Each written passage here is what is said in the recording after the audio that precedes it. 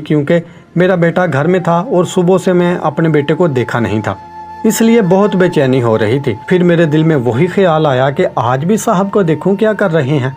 तो मैंने साहब के कमरे की खिड़की का पर्दा थोड़ा सा हटाया तो देखा तो साहब और मालकन दोनों अपने काम पे लगे थे।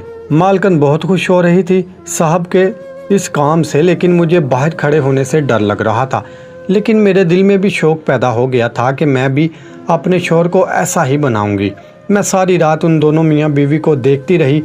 सुबह मैंने नाश्ता वगैरह बनाया, साहब ने नाश्ता किया और अपने दफ्तर चला गया। मैंने अपनी मालकन के कमरे में गई और उनसे पूछा कि आज रात फिर मैं आप दोनों को देखती रही हूँ और आपने मेरा काम किया है, वो तेल आपने लिया है या नहीं। तो उसने कहा कि बिल्लो परेशान होने की ज़रूरत नहीं है, ये है वो तेल, मैंने रात चोरी से अपने शौहर की जेब से निकाल कर रख लिया था कि सुबह तुम्हें दे सकूं। मैं तेल की शीशी हाथ में पकड़कर बहुत खुश थी। मैं भागकर अपने घर गई और अपने मियाँ को जाकर सारी हकीकत बताई। मेरा मियाँ मुनव्वर भी बहुत खुश हुआ, फ़ौरन वाशरूम में गया और उस तेल को इस्तेमाल करना शुरू कर दिया।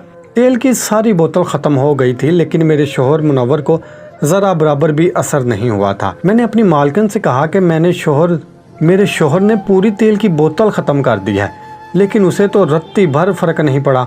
आपके शौहर का तो बहुत ज़ोर आवर है। साहब पीछे खड़ा मेरी और मालकन की सब बातें सुन रहा था। तो साहब ने पीछे से मुझे आवाज़ दी और कहा, बिल्लो जो तेल तू लेकर गई है वो जिस्म के किसी भी चीज़ को बड़ा या छोटा करने वाला नहीं था। उस दौरान मुझे खारिश थी और उसकी दवाई थी, तुमने उसे क्या समझ लिया।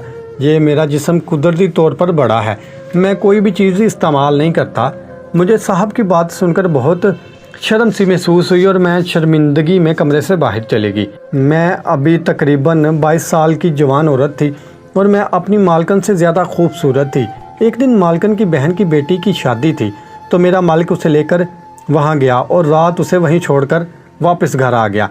मैं भी घर का काम करके जाने ही वाली थी तो साहब आ गए और मुझसे कहने लगा कि बिल्लो कहाँ जा रही हो। तो मैंने कहा, साहिब मैं अपने घर जा रही हूँ। तो साहिब ने कहा कि मुझे 1 कप चाय बनाकर दो। जब मैं चाय बनाने किचन में गई तो मेरे साहब मेरे पीछे आ गया और मुझे पीछे से वहीं दबोच लिया। मैं बहुत डर गई। मैंने साहब से कहा कि प्लीज़ आप मुझे छोड़ दें, मैं आपको बर्दाश्त नहीं कर पाऊंगी क्योंकि मैंने आपको देखा है। तो मेरे साहब ने कहा कि तुम्हें भी तो अपने शौहर का बड़ा करने का शौक़ था, आज तुम्हारा शौक़ मैं पूरा कर देता हूँ। मैंने साहब से जान छुड़ाने की बहुत कोशिश की लेकिन ना छुड़ा पाई। साहब मुझे उठाकर अपने कमरे में ले गया और बेड पर उल्टा कर दिया। फिर साहब मालकन की तरह मुझे शुरू हो गया। पहले तो मुझे बहुत मुश्किल हुई, लेकिन थोड़ी देर बाद मुझे बहुत और दिल में ख्याल आने लगा कि मालकन कह रही थी मुझे तो बहुत अच्छा लगता है।